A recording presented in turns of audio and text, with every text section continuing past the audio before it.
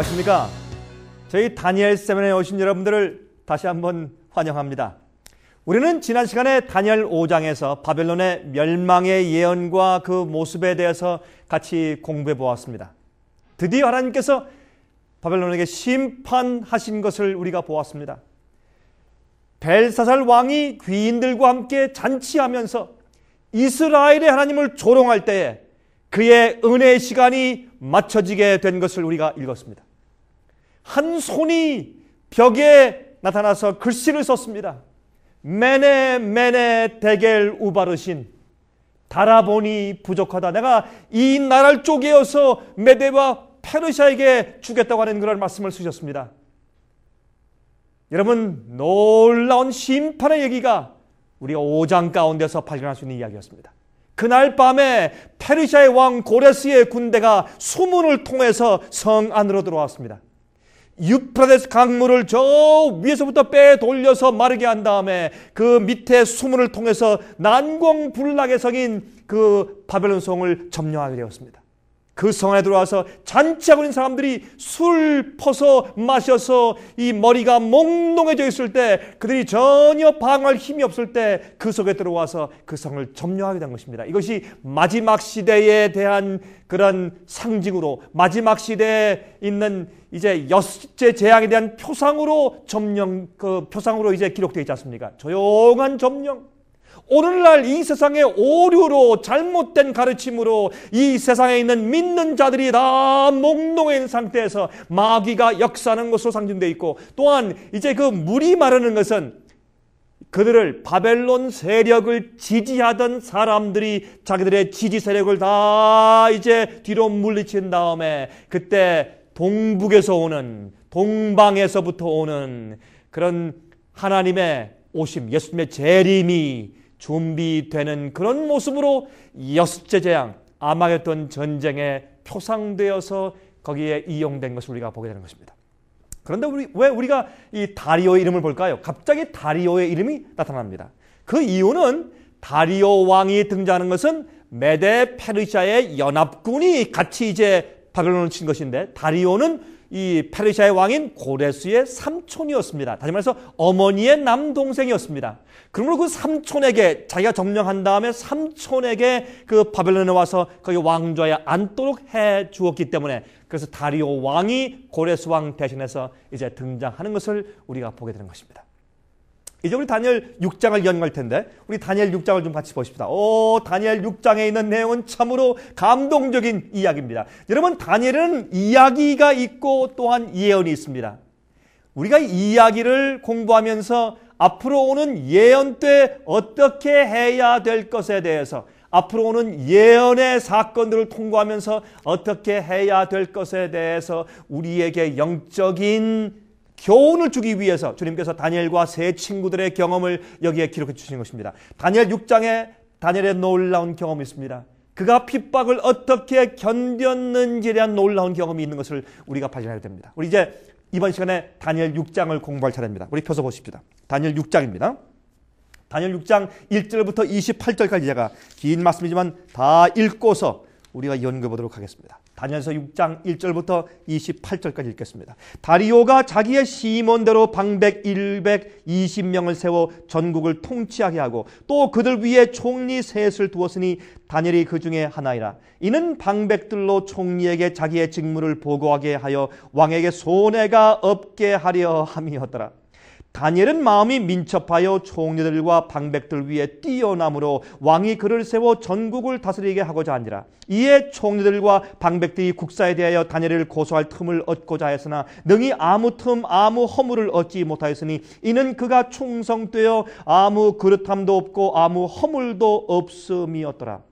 그 사람들이 가로되 이 다니엘은 그 하나님의 율법에 대하여 그 틈을 얻지 못하면 그를 고소할 수 없으리라 하고, 이에 총리들과 방백들이 모여 왕에게 나아가서 그에게 말하되 다리오 왕이여 만세수를 하옵소서. 나라의 모든 총리와 수령과 방백과 모사와 관원이 의논하고 왕에게 한 율법을 세우며 한 금령을 정하실 것을 구하려 하였는데 왕이여 그것은 곧 이제부터 30일 동안에 누구든지 왕 외에 어느 실에게나 사람에게 무엇을 구하면 구하면 사자굴에 던져 넣기로 한 것이니라. 여기 이제 신이나 아니면 어떤 사람에게 이제 기도하면 그런 뜻이 되겠죠. 8절. 그런즉 왕이여 원컨대 금령을 세우시고 그 조서에 어인을 찍어서 메대와 파사에 변개치 아니하는 규례를 따라 그것을 다시 고치지 못하게 하옵소서 하며 이에 다리오 왕이 조서에 어인을 찍어 금령을 내니라. 다니엘이 이 조서에 어인이 찍힌 것을 알고도 자기 집에 돌아가서는 그 방에 예루살렘으로 향하여 열린 창에서 전에 행하던 대로 하루 3번씩 무릎을 꿇고 기도하며 그 하나님께 감사하였더라. 그 무리들이 모여서 다니엘이 자기 하나님 앞에 기도하며 간구하는 것을 발견하고 이에 그들이 나아가서 왕의 금령에 대하여 왕께 아뢰되 왕이여 왕이 이미 금령의 어인을 찍어서 이제부터 30일 동안에 누구든지 왕 외에 어느 신에게나 사람에게 구하면 사자굴에 던져 넣기로 하지 아니하였나이까. 왕이 대답하여 가로되 이 일이 적실하니 메대와 바사의 변개치 아니하는 규례대로 된 것이니라.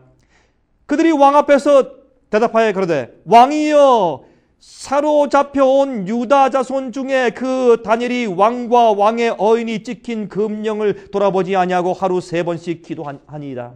왕이 이 말을 듣고 그로 인하여 심히 근심하여 다니엘을 구원하려고 마음을 쓰며 그를 건져내려고 힘을 다하여 해가 질 때까지 이르매 그 무리들이 또 모여 왕에게로 나와서 왕께 말씀하되 왕이여 메대와 바사의 규례를 아시거니와 왕의 세우신 금령과 법도는 변개하지 못할 것이니이다.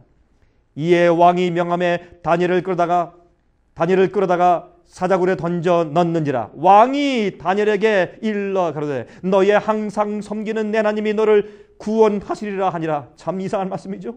이에 돌을 굴려다가 굴 아구를 막음에 왕이 어인과 귀인들의 인을 쳐서 봉하였으니 이는 다니엘 처치한 것을 변개함이 없게 하려 함이었더라. 왕이 궁에 돌아가서는 밤이 맞도록 금식하고 그 앞에 기약을 그치고 침수를 패하니라. 이튿날에 왕이 새벽에 일어나 급히 사자굴로 가서 다니엘의 든 굴에 가까이 이르러는 슬피 소리질러 다니엘에게 물어가로되 사시는 하나님의 종 다니엘아 너의 항상 섬기는 내 하나님이 사자에게서 너를 구원하시기에 능하셨느냐. 다니엘이 왕에게 고하되 왕이여 원컨대 왕은 만세수를 하옵소서. 나의 하나님이 이미 그 천사를 보내어 사자들의 입을 봉하였으므로 사자들이 나를 상해치 아니하였사오니 이는 나의 무죄함이 그 앞에 명백함이 오며 또 왕이여 나는 왕의 앞에도 해를 끼치지 아니하였나이다. 왕이 심히 기뻐서 명하여 다니엘을 굴에서 올리라 하매 그들이 다니엘을 굴에서 올린즉 그 몸이 조금도 상하지 아니하였으니 이는 그가 자기 하나님을 의뢰함이었더라. 왕이 명령을 내려 다니엘을 참소한 사람들을 끌어오게 하고 그들을 그 처자들과 함께 사자굴에 던져 넣게 하였더니 그들이 굴 밑에 닿기 전에 사자가 곧 그들을 움켜서 그 뼈까지도 부서뜨렸더라.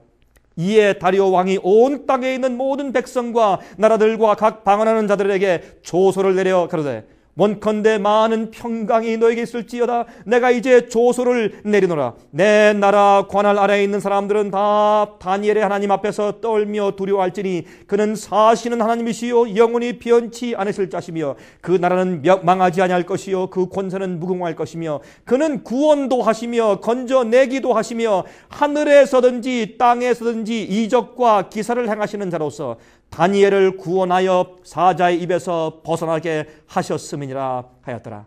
이 다니엘이 다리오 왕의 시대와 바사 사람 고레스 왕의 시대에 형통하였더라 그랬습니다. 여러분 여기에 1절과 2절에 세 총리가 등장합니다. 그 밑에 120명의 방백들이 있죠. 각 도의 각 지방들의 책임자들을 말합니다. 그 중에 다니엘이 수석 총리였습니다. 그는 이제 여기 이제 기록하기를 왕이 자기에게 손해가 되지 않도록 하기 위해서 다니엘을 두었다고 했습니다.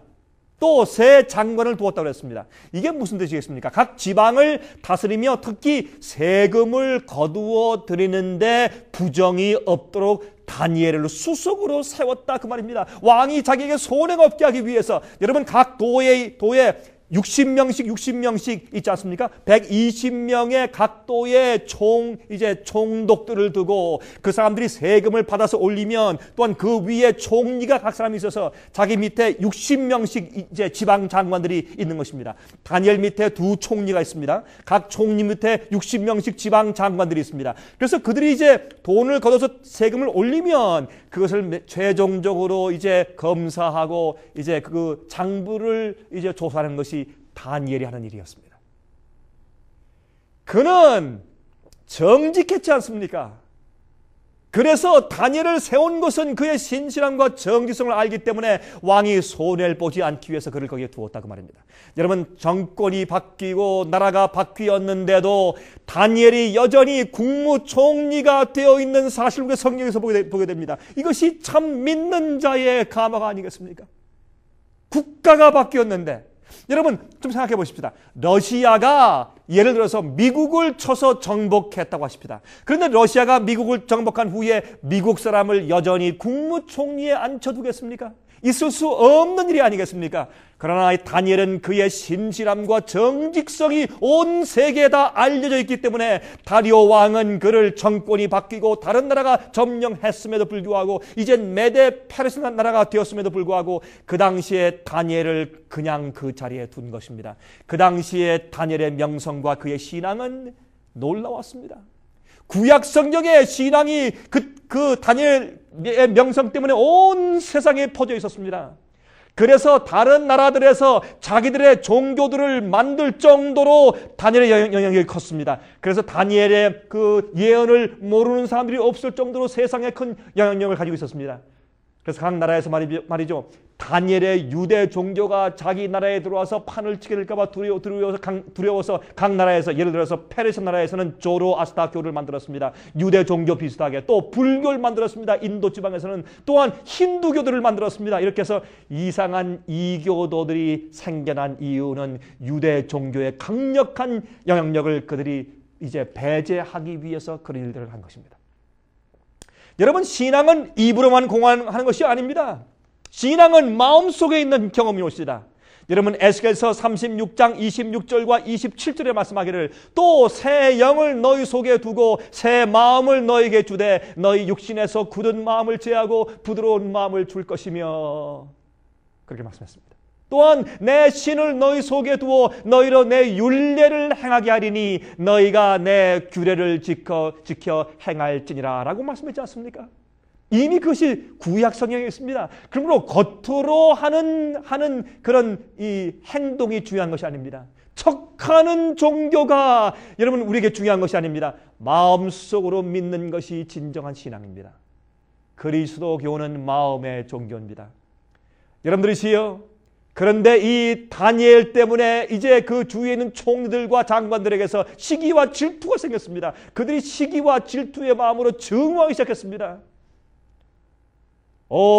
다니엘은 하나님의 법을 지키는 사람이었습니다.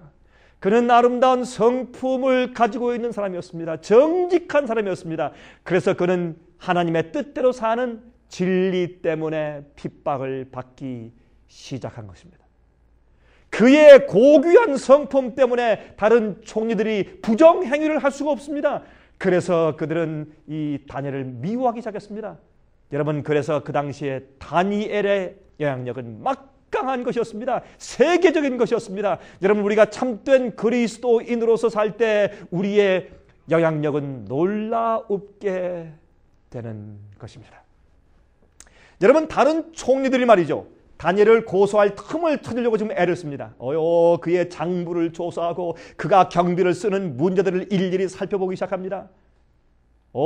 그의 쓰레기통을 뒤질 것입니다. 그의 책상 서랍을 몰래 뒤집니다. 그렇지만 틈을 찾을 수가 없습니다. 그의 여행하는 경비 등등을 이제 조사합니다. 그러면 그럴수록 그의 정직성이 점점 더 드러나겠지 않겠습니까? 그래서 그를 고소할 수 있는 유일한 길은 다니엘의 신앙 문제를 걸고 넘어지는 것이었습니다. 다니엘이 믿고 있는 신앙을 걸고 넘어지는 것 이외에 그의 틈을 찾을 수가 없었습니다. 바로 이것이요, 마지막 시대의 짐승의 표의 환란의 이야기입니다.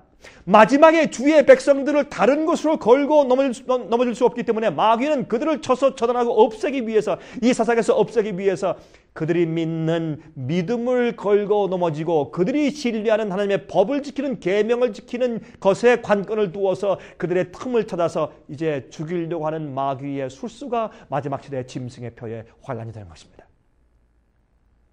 여러분, 다니엘 6장 5절에 그들이 다니엘의 잘못을 찾을 수가 없다고 말씀했지 않습니까?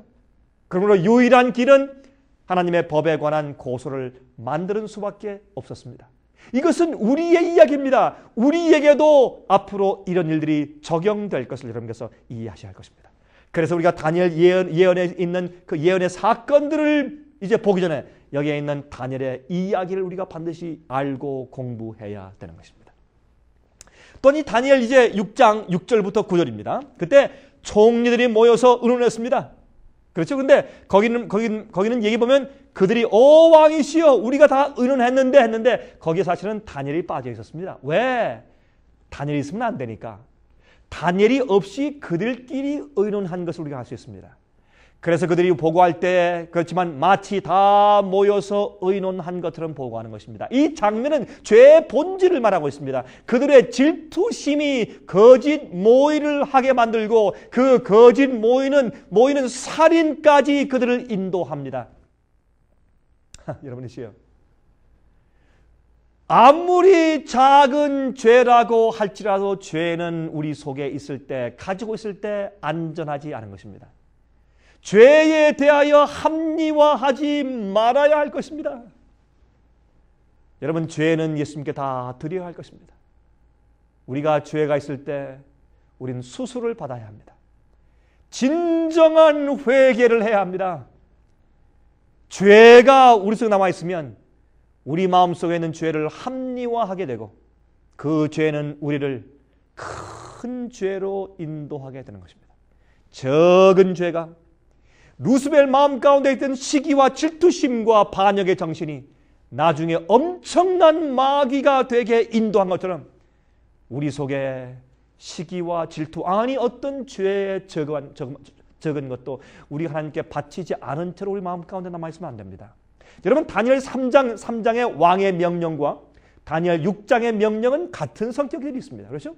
다니엘 3장의 왕의 명령과 다니엘 6장에 있는 명령은 같은 성격이 있죠. 다니엘 3장은 두라 평지에 큰 신상을 세우고 거기 절하라고 했지 않습니까? 다니엘 6장은 다니엘에게 이제 사자굴에 쳐넣은 그런 명령 아니겠습니까? 이 명령들 사이에 성격이 같은 성격이 있습니다. 첫 번째, 이 명령들은 세계적인 사형 명령이었습니다. 너희가 내 명령을 어기면 죽는다 하는 그런 세계적인 사형 명령이었습니다. 두 번째, 이것은 세계적인 지도자가 내린 명령입니다. 세계적인 영향력이 있는 지도자가 내린 명령입니다. 세 번째, 마지막 시대에 하나님의 백성들이 받을 핍박과 아주 비슷한 명령입니다. 여러분, 요한계시록 13장을 가만히 보십시오. 거기 보면 어떻게 했습니까? 짐승의 우상을 세우고 거기 절하겠습니다. 거기에 절하지 않는 자는 다 사고 팔고 하게 하지 못하고 나중에 다 죽인다고 했습니다. 그러므로 이런 모든 것들이 여러분 다니엘 3장과 6장에 있는 그런 왕의 명령과 핍박들은 마지막 시대에 있는 짐승의 표의 환란의 핍박과 아주 흡사한 것입니다. 그러므로 마지막 시대의 짐승의 환란이 어떻게 임할 것을 우리에게 힌트를 주시기 위해서 이런 말씀을 성경에 기록해 두셨다고 말입니다. 다니엘 3장과 6장의 명령의 또 차이들은 무엇일까요? 다니엘 3장과 6장의 명령의 차이는 어디 있을까요? 1장과 3장의 명령은요. 첫 번째, 1장이 아니죠. 3장의 명령은 다시 말해서 두라 평지에 우상을 세워서 거기 절하라 하는 그 느부갓네살 왕의 명령, 3장의 명령은 둘째 계명을 어기게 하는 명령이었죠. 우상 숭배하지 말라는 둘째 계명을 어기게 하는 명령이었습니다. 그런데 지금 우리가 공부하는 이 6장의 명령은 무엇입니까? 첫째 계명을 어기게 하는 명령이죠. 그렇죠? 왕 이외에 다른 자에게 기도하지 말라.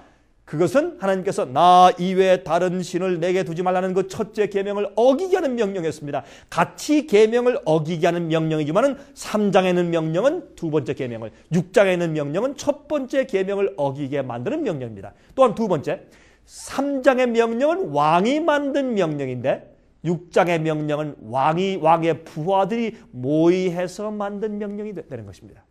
또 세 번째 차이점은 3장의 명령은 계명을 어기게 하는 것입니다. 그런데 6장의 명령은 물론 계명을 어기는 것이지만 또한 다니엘의 하나님과의 관계를 끊어버리려고 하는 명령이 됩니다.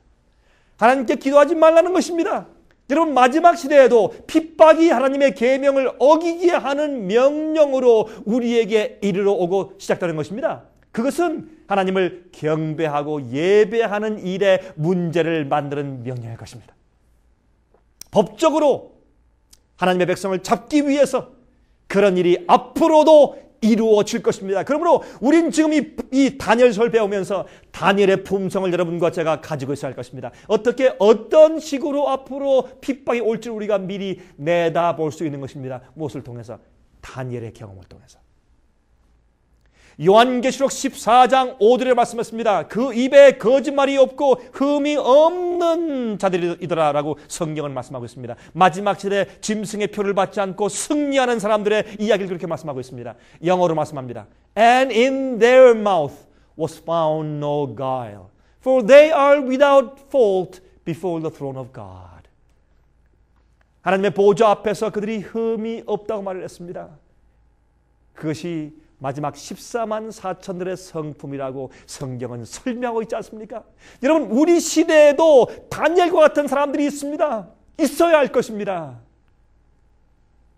하나님 앞에서 흠이 없는 사람들, 그들은 온전히 용서함 받고 예수 그리스도의 피의 보혈로 씻음 받은 사람들, 예수 그리스도의 의의 옷을 입은 사람들, 주님의 은혜를 통해서 그들의 성품이 변화된 사람들, 어떤 일이 와도 주의 말씀과 명령을 어기는 일은 생명을 바치면서까지도 하지 않을 사람들, 그런 자들이 앞으로 있을 것입니다. 요한계시록 14장 11절과 12절에 말씀하기를 짐승과 그의 우사에게 경배하고 그 이름의 표를 받는 자는 누구든지 밤낮 쉼을 얻지 못하리라 하더라. 성도들의 인내가 여기 있나니 저희는 하나님의 계명과 예수 믿음을 지키는 자니라. 여러분, 예수의 믿음을 지키는 것뿐만 아니라 예수의 믿음을 지키기 때문에 무엇을 지킵니까? 하나님의 계명을 지키는 백성들. 이 말씀은 짐승의 표의 환난과 핍박과 아주 밀접한 관계로 기록되어 있어요. 그러므로 다니엘의 모본은 바로 우리의 모본이 아니고 무엇이겠습니까? 여러분, 다니엘서의 핍박과 계시록에 나오는 핍박 사이에 놀라울 정도로 같은 점들이 있습니다. 여러분, 요한계시록 13장 15절부터 17절까지 보실까요? 여러분, 이 말씀을 읽으면 아주 참 놀라울 정도로 그런 이제 유사성이 있는 것을 우리가 발견하게 됩니다. 요한계시록 13장 15절부터 17절까지 제가 읽겠습니다. 저가 권세를 받아 그 짐승의 우사에게 생기를 주어 그 짐승의 우상으로 말하게 하고 또 짐승의 우사에게 경배하지 아니하는 자는 며칠인지 다 죽이게 하더라. 저가 모든 자 곧 작은 자나 큰 자나 부자나 빈궁한 자나 자유한 자나 종들로 그 오른손이나 이마에 표를 받게 하고 누구든지 이 표를 가진 자 외에는 매매를 못하게 하니 이 표는 곧 짐승의 이름이나 그 이름의 수라 그랬습니다. 얼마나 놀라운 유사성입니까? 참 하나님의 계명을 어기게 하기 위한 사탄의 작전이 앞으로도 오는 것입니다. 앞으로 짐승의 명령을 따르느냐 아니면 하나님의 명령을 따르느냐 하는 선택이 우리에게 주어지게 될 것입니다. 여러분, 짐승의 우상에게 경배하지 아니하는 자는 누구든지 다 죽이려고 하더라 그랬습니다. 또 거기에 경배에 대한 얘기를 합니다. 경배하게 하더라. 경배하지 않으려고 하는 것. 누굴 경배하냐 말입니다. 인간의 권력을 아니면 주님의 말씀을. 예배에 대한 문제입니다. 이런 놀라운 충돌이 앞으로도 있을 것입니다. 다니엘에게 누구를 경배할 것인가? 누구에게 기도하는가? 누구에게 충성하는 것인가? 누구를 하나님을 모시는 것인가? 인간의 권위에 아니면 하나님의 권위에. 그것이 다니엘의 시험이었습니다. 그것이 다니엘 6장의 시험이 아니겠습니까? 이런 시험이 여러분과 저에게도 이제 곧 온다 그 말입니다. 여러분 정신 차리시기 바랍니다. 다니엘서는 옛날 고대 책이 아닙니다. 고대 기록되었지만 오늘을 사는 여러분과 저를 위한 책인 것을 기억하셔야 하실 것입니다. 여러분, 이 명령은 30일 동안 왕만 경배하도록 이제 거기에 이제 기록되어 있습니다. 왕의 개만 기도하라고 명령되어 있습니다. 그런데 다니엘은 이 명령의 의도를 잘 알고 있었습니다. 하지만 그는 그것을 다 명령을 알고 있으면서도 자기를 잡기 위한 것임을 알고 있으면서도 그러나 예루살렘을 향하여서 창문을 열고 그가 지금까지 해온 대로 하루에 3번씩 기도했습니다. 창문을 열고 모든 사람이 보는 앞에서 기도했습니다. 이스라엘의 하나님께, 하늘에 계신 하나님께, 왕에게 하는 것이 아니라. 그때 말이죠, 어떤 사람들 생각하기를 아니 그때 그 명령이 났으니까 자기를 보호하기 위해서 창문을 닫고 조용히 그 구석방에 가서 아니면 그 어디 옷장에 들어가서 조용히 기도하면 안 됐는가? 창문을 닫고 좀 몰래 기도하면 뭐 그렇게 너무 고지식한가? 그렇게 말하는 사람이 있을지 모르겠습니다. 여러분, 예수님께서 너희가 기도할 때 골방에 들어가서 기도하는 그런 말씀이 있지 않습니까? 성경에도? 그러나 이 다니엘은 스파이들이 밖에서 노리고 있는 것을 알면서도 공개적으로 기도했습니다. 그가 항상 하던 일을 명령이 났다고 해서 무서워서 하지 않거나 몰래 하면 다른 사람들이 볼 때 하나님을 부인하는 것과 마찬가지가 아니겠습니까? 왜? 그렇게 해오던 것을 명령이 나서 무서워서 몰래 해버리면 기도하지 않는 것이 되어버리고 오히려 하나님보다 인간의 권위를 더 무서워서 따르는 그런 결과를 낳는 것이 아니겠습니까? 다니엘은 이렇게 합리화할 수 있었을 것입니다. 자기의 입장이 아주 중요하고 또 전도할 기회가 크다는 것 때문에 합리화할 수도 있었습니다. 하지만 그에게는 하나님께 대한 순종이 제일 중요한 것이었습니다. 그의 평판보다 더 중요하고 그의 위치보다 더 중요하고 하나님께 대한 충성을 보이는 것이 제일 중요했습니다. 문을 열고 창문을 열고 기도하는 다니엘을 본 다음에 스파이들의 입가에 은근한 미소가 번졌습니다. We got him now. 이제 잡았다. 여러분, 사도행전 5장 29절에 말씀하기를 베드로와 사도들이 대답하여 가로되 사람보다 하나님을 순종하는 것이 마땅하니라 그랬습니다. 다니엘은 하나님과 밀접한 관계를 가지고 있었습니다. 아무것도 이 관계를 끊지 못하게 했습니다. 이 위대한 하나님의 종 다니엘이 하늘의 하나님께 기도하고 있는 동안 악랄한 스파이들은 다니엘의 기도를 주목하고 그를 죽일 계획을 그들이 모의하고 있었습니다. 얼마나 큰 차이입니까? 다니엘이 집에 돌아올 때마다 나무 뒤에 숨어서 그를 지켜보며 고소할 틈을 찾던 사람들이었습니다. 얼마나 큰 차이가 있습니까? 다니엘과 그들 사이에 성품의 차이가 얼마나 큰 차이가 있습니까? 다니엘은 기도의 사람이었습니다. 가끔 기도하는 것이 아니었습니다. 교회에 가서 기도회 때만 기도하는 사람이 아니었습니다. 여러분들은 조용한 곳에서 항상 규칙적으로 기도하십니까? 여러분들은 기도할 줄을 알고 계신가요? 정말 하나님께 기도하는 진정한 기도의 경험과 습관들이 여러분 생활 가운데 있습니까? 여러분들 기도해야 합니다. 기도하지 않는 사람들은 마지막 시대의 환난에 주 앞에 서는 능력을 받을 수가 없습니다. 여러분 기도하셔야 합니다. 기도가 우리에게 믿음을 주고 기도하는 사람이 하늘의 전능자의 날개 밑에 거하는 것이 되는 것입니다. 우리 몸은 이 지구의 공기에 굉장한 압력을 받으며 살고 있습니다. 여러분 아십니까? 여러분 고등학교 물리책에 나오죠. 그것을 atmospheric pressure라고 부릅니다. atmospheric pressure. 그것은 이제 우리 이 외부의 압력이 공중의 이 공기의 이 압력이 또 이 중력의 압력 같은 그런 압력이 우리 몸에 잔뜩 와 있어요. 그래서 우리 몸이 공기의 주위의 중력의 모든 압력이 우리를 지금 누르고 있습니다. 누르고 있는데 이 외부의 압력이 말이죠. 우리 몸속의 내부의 압력에 의해서 균형을 유지할 수 있기 때문에 우리가 사는 것입니다. 우리의 심장의 박동과 또한 피의 순환으로 인해 생기는 우리 내적인 압력이 외부 압력을 받쳐줘서 중화시키기 때문에 우리가 살고 있는 것이에요. 얼마나 놀라운 창조의 섭리입니까 여러분. 이래도 주님 하나님께서 인간을 창조하신 것을 부인하시겠습니까? 이 놀라운 것만 보아도. 마찬가지로 이 세상에 살면서 우리가 정신적이고 영적인 외부의 압력들이 참 많습니다. 그리스도인들이지만은 마찬가지입니다.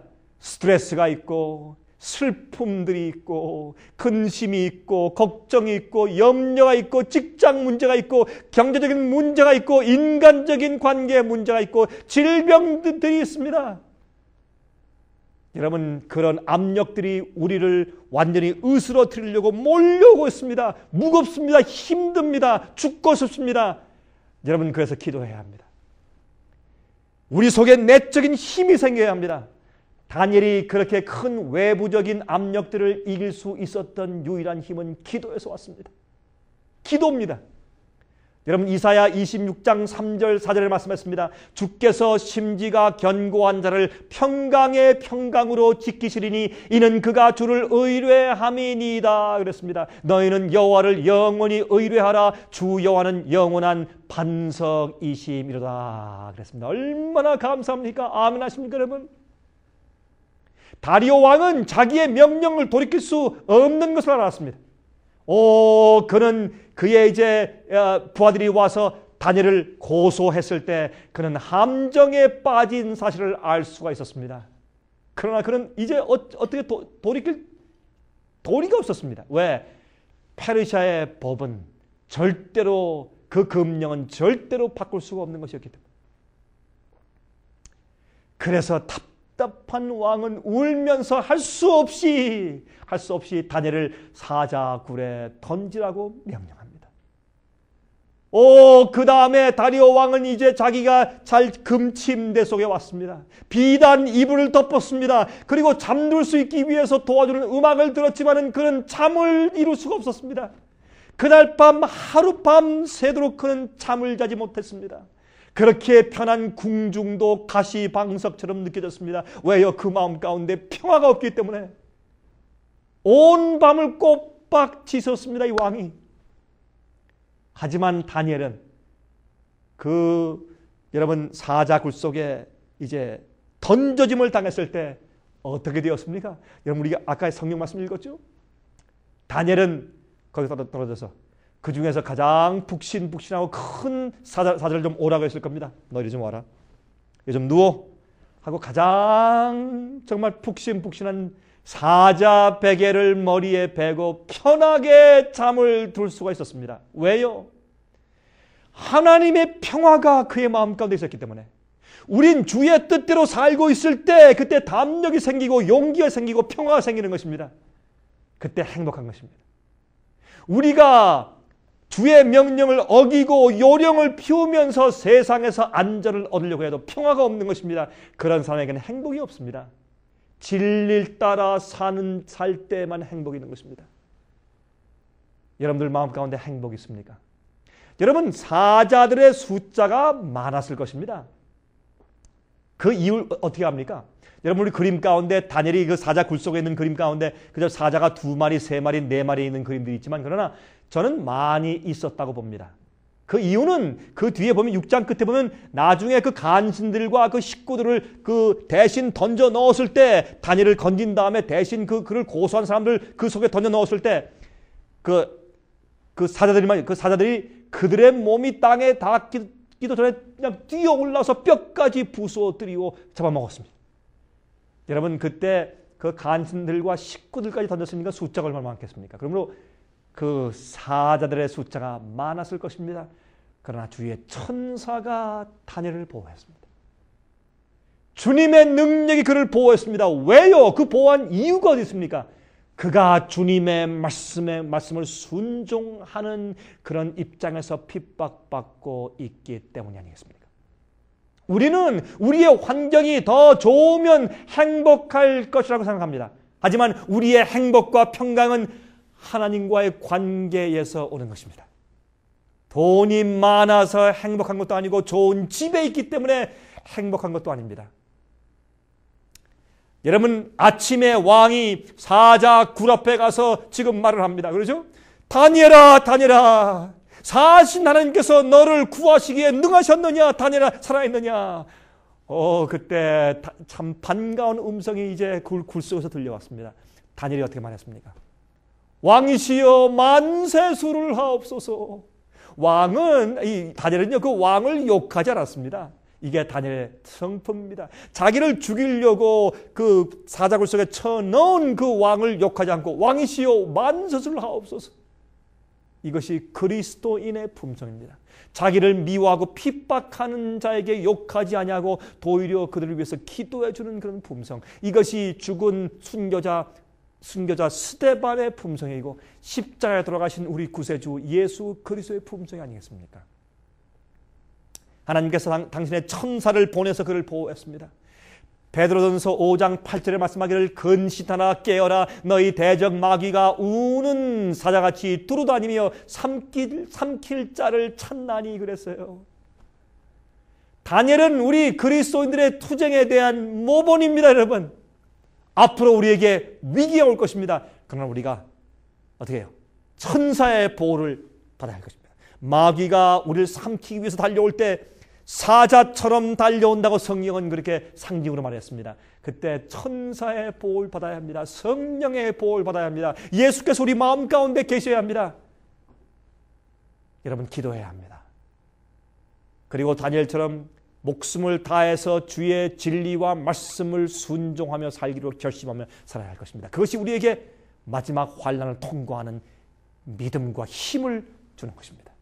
주께서 그때 우리를 보호할 수 있는 것입니다. 주의 뜻대로 살지 않는 자들, 말로만 믿는다고 하는 자를 주님께서 보호할 수가 없는 것입니다. 마태복음 24장 9절, 10절, 또 17절부터 23절까지 다음과 같은 말씀이 있죠. 그때 사람들이 너희를 환난에 넘겨 주겠으며 너희를 죽이리니 너희가 내 이름을 위하여 모든 민족에게 미움을 받으리라. 그때 많은 사람이 시험에 빠져 서로 잡아주고 서로 미워하겠으며 지붕 위에 있는 자는 집 안에 있는 물건을 가질러 내려가지 말며 밭에 있는 자는 겉옷을 가질러 뒤로 돌이키지 말지어다. 그 날에는 아이 벤 자들과 젖 먹이는 자들에게 화가 있으리로다. 너희의 도망하는 일이 겨울에나 안식일에 되지 않도록 기도하라. 이는 그때 큰 환난이 있겠습니다. 창세로부터 지금까지 이런 환난이 없었고 후에도 없으리라. 그 날들을 감하지 아니할 것이면 모든 육체가 구원을 얻지 못할 것이나 그렇지만 택하신 자들을 위하여 그 날들을 감하시리라. 그때 사람이 너희에게 말하되 보라 그리스도가 여기 있다 혹 저기 있다 하여도 믿지 말라 그랬습니다. 예수님께서 그런 말씀을 하신 데는 이유가 있습니다. 바로 이런 일이 여러분과 제가 사는 이때 임하게 될 것입니다. 여러분 아십니까? 사람들이 우리를 죽는데 내어준다고 했습니다. 또한 우리 가까이 있는 형제들이 자매들이 우리를 잡아서 우리를 핍박하여 죽는데 내어준다고 했습니다. 서로 미워하고 서로 배반하고 판단을 했습니다. 예수님께서는 진리대로 사신 분이었습니다. 그러므로 예수님이 팔려갔습니다. 배반하는 형제에 의해서 팔려가셨습니다. 마찬가지입니다. 똑같은 일이 앞으로 있을 것입니다. 여러분 기억하시기 바랍니다. 우리의 구세주 예수께서 팔리셨는데 우리의 입장은 낫겠습니까? 우리 주님을 따라가는 사람들인데 제자들의 길은 그 주인의 길과 같아야 되지 않을까요? 너희가 나를 따라오려거든 내 자신을 부인하고 자기 십자가를 지고 와서 나를 쫓으라고 말씀하십니다. 여러분들은 다니엘처럼 사자굴에 빠지는 한이 있더라도 어떤 고난과 환난이 올지라도 어떤 불이익이 있을지라도 어떤 미움을 당하고 환난을 당할지라도 주님의 말씀대로만 살고 증거하기 위한 믿음이 여러분 마음 가운데 있습니까? 그렇게 지금 작정하십니까? 그것이 다니엘입니다. 그것이 다니엘의 믿음입니다. 그것이 다니엘서입니다.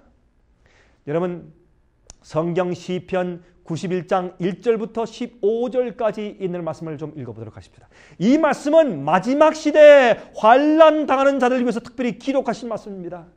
이것은 마지막 환난 통과하는 자들이 어떠한 보호를 받아야 될 것을 말씀하신 장이고, 주님께서 당신의 말씀대로 사는 자들, 주의 뜻대로 살고 주의 진리대로 살고 주의 계명을 지키는 자들을 주님께서 보호하실 것이라는 약속에 대해서 시편 91장 전체가 말씀하고 있습니다. 시편 91장 전체는 주님께서 환난을 통과하는 주의 백성들을 보호하시는 하나님의 약속을 기록한 말씀입니다. 얼마나 감격적인지 모릅니다. 우리 한번 살펴서 좀 읽어보도록 하십니다. 1절부터입니다. 지존자의 은밀한 곳에 거하는 자는 전능하신 자의 어느 아래요? 그늘 아래 거하리로다. 우리가 하나님의 날개 밑에 거한다고 말입니다. 주님께 원수가 올 때 예수님을 건드리지 않고 우리에게 올 수 없다 그 말입니다. 우리가 주님 밑에 있기 때문에 얼마나 감사합니까? 주님께서 우리의 방패시고 우리의 지붕 되시는 것입니다. 내가 여호와를 가리켜 말하기를 저는 나의 피난처요 나의 요새요 나의 의하는 하나님이라 하리니. 주님께서 우리의 피난처입니다. 피난처가 무엇입니까? 우리가 어려움 당했을 때 그걸로 도망치지 않습니까? 피난처. 여러분 이 구약성경의 refuge 피난처들이 여러 군데 있었습니다. 그렇죠? 여러분 아시죠? 도피성. 이 도피성은 혹시 실수한 자들이 다른 사람들이 와서 자기를 복수하려고 달려올 때 그 피난처로 쫓아오는 것입니다. 마귀가 우리를 죽이려 정죄로 쫓아올 때, 악인들이 우리 원수들이 우리를 쳐서 없애기 위해서 달려올 때 우리가 예수님께로 피난하는 피난처가 되는 것입니다. 여러분이시여, 여기 또 말씀했습니다. 또 이는 우리 하나님이라 하리니 이는 저가 너를 새 사냥꾼의 올무에서와 극한 연병에서 건지실 것이므로다. 저가 너를 그 깃으로 덮으시리니 내가 그 날개 아래 피하리로다. 여러분들이시여, 어려움과 시련이 있으십니까? 고통과 염려가 있습니까? 예수님께 나와서 그 밑에 숨으시기 바랍니다. 그 날개 아래 피할 것이라고 말씀했습니다. 그의 진실함은 방패와 손방패가 되나니. 여러분, 칼도 맞고 화살도 맞고 창도 막는 큰 방패와 조그만 손방패가 됩니다. 주님께서는 우리의 모든 것을 보호하시는 방패십니다. 너는 밤의 놀램과 낮에 흐르는 살과, 이건 화살이죠. 보이지 않을 때 화살이 날라옵니다. 그 끝에 불이 탑니다. 맞으면 우리의 이 갑옷을 입었지만 그 갑옷 사이사이마다 그 화살이 꽂히면 불이 붙어서 타서 죽는 것입니다. 밤의 놀램과 낮에 흐르는 살과 흑암 중에 행하는 연병과 백주의 황폐케 하는 파멸을 두려워 아니하리로다.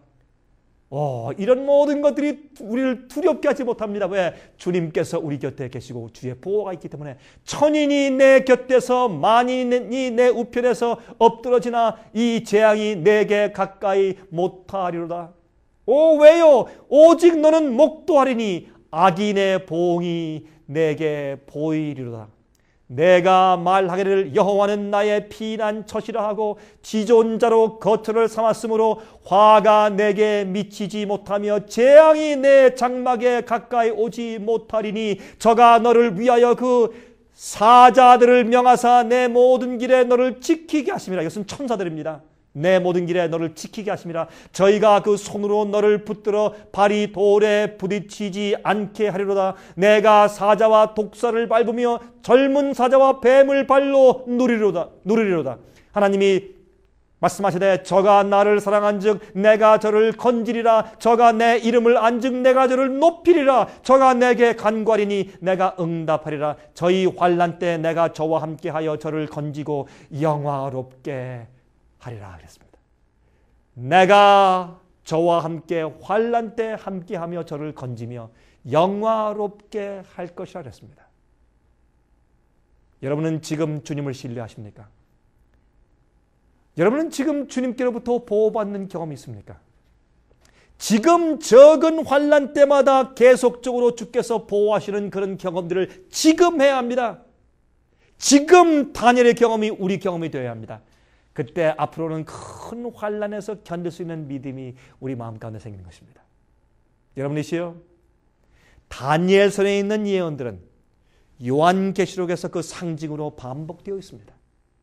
그러므로 요한계시록의 예언은 다니엘서를 이해하지 않고는 우리가 이해할 수 없고 해석할 수 없는 것입니다. 여러분이시여, 주님께서 여러분과 저에게 앞으로 오는 환난을 대비케 하기 위해서 그 속에 있는 우리의 믿음이 어떠해야 할 것을 알려주시기 위해서 다니엘서의 놀라운 말씀을 기록해 주셨습니다. 우리 이제 다음 시간부터는 실제적으로 다니엘서에 있는 7장에는 예언으로 들어가서 우리가 실제적으로 예언의 사건을 연구하겠습니다. 세상의 역사를 연구하고 앞으로 어떤 일이 있을 것에 대해서 예언을 연구하겠습니다. 놀라운 예언들이 그 속에 있습니다. 이 예언들을 연구하는 동안에 여러분 속에 주의 성령의 감동이 충만하시길 바랍니다. 제가 다음 시간 다시 뵙겠습니다. 안녕히 계십시오. 은혜 많이 받으셨습니까? 생애의 빛은 각종 미디어, 즉 출판물, 텔레비전, DVD, CD, 그리고 웹사이트를 통하여 복음을 전하는 미디어 선교 기관입니다. 생애의 빛 선교 사업에 대해서 좀 더 자세하게 알기 원하시는 분들은 웹사이트 www.sostv.net를 방문하시기 바랍니다. 생애의 빛 웹사이트에는 지금까지 나온 모든 월간지와 DVD, 텔레비전 방송물들을 누구나 무료로 보실 수 있도록 준비되어 있습니다. 지금까지 소개해드린 생애의 빛 선교 교재 중에서 원하시는 책자나 DVD가 있으시면 무료 전화 1-877-704-1004번 1-877-704-1004번으로 신청하여 주시기 바랍니다. 미국 동부 시간으로 월요일부터 금요일까지 9시에서 5시 사이에 전화해 주시면 감사하겠습니다. 그럼 다음 시간까지 안녕히 계십시오.